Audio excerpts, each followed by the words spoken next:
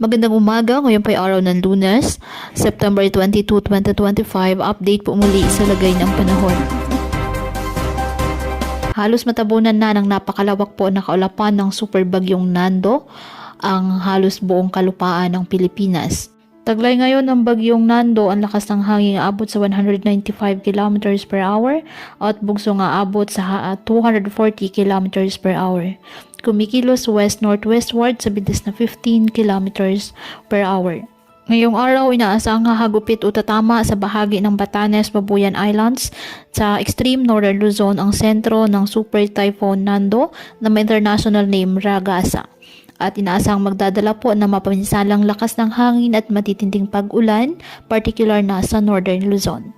Inaasahan ding magdadala po ng mga pag-ulan at pagbugso ng hangin ang hahatakin nitong habagat sa iba pang bahagi ng Luzon, lalo na sa kanlurang bahagi kasama ang Metro Manila. Posible namang itaas ang signal number 5 sa Batanes, Babuyan Islands dahil sa posibleng pagtama ng nasabing super typhoon.